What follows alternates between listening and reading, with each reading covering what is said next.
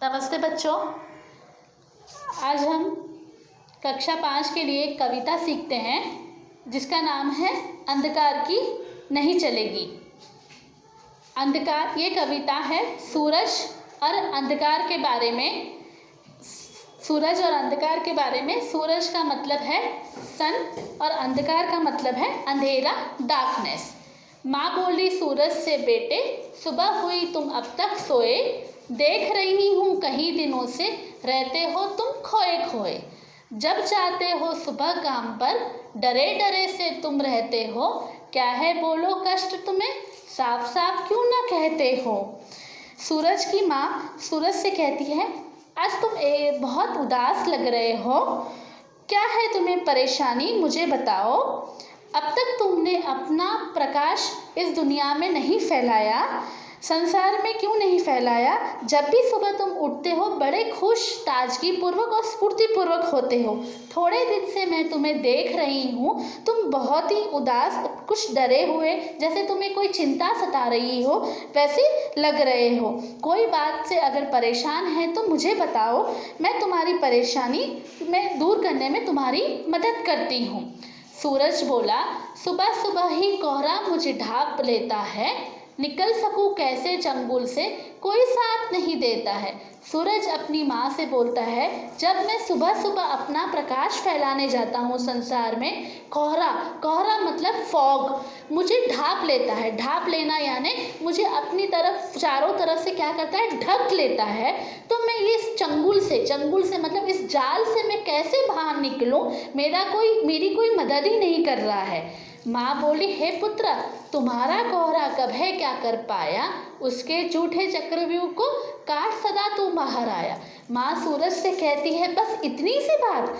कोहरा तो हमेशा आता है और हमेशा जाता है। फॉग तुम्हारा क्या अब तक क्या फॉग तुम्हारा कुछ बिगाड़ पाया है जो अब बिगाड़ेगा।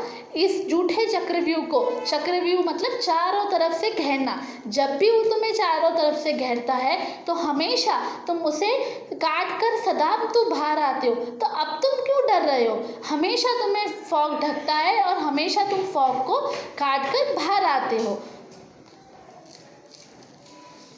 कवि कोविंद, बच्चे बूढ़े तक लेते सदा है नाम तेरा, कहते हैं सूरज आया तो भाग गया है दूर अंधेरा।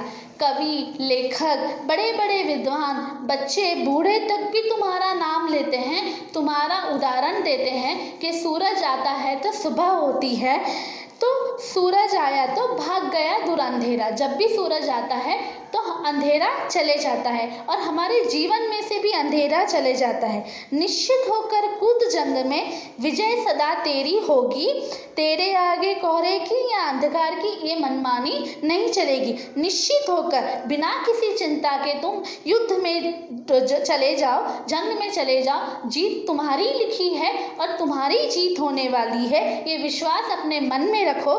तेरे आगे कोहरे की या अंधकार की, तेरे आगे ना फॉग की चलेगी ना अंधेरे की चलेगी। सूरज के आगे ना किसी की मनमानी कभी नहीं चलेगी। सूरज का हमेशा विजय होना निश्चित ही है। सूरज हमेशा प्रकाश फैलाता है और आगे भी प्रकाश फैलाता रहेगा। ये कविता से बच्चों, आपको ये कविता से क्या सीखने को मिलता है? ये कविता से हमें सीखने को मिलता है कि हमारे जीवन में सूरज हमेशा प्रकाश फैलाता है और हमें हमेशा किसी भी मुसीबत का सामना डटकर करना चाहिए।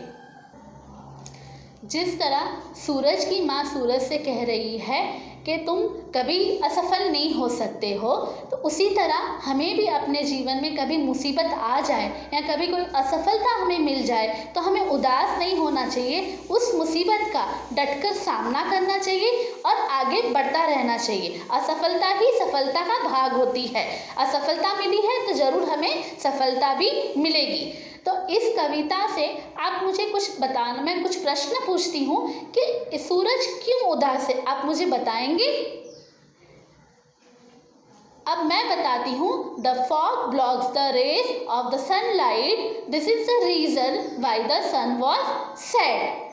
धन्यवाद बच्चों, थैंक यू।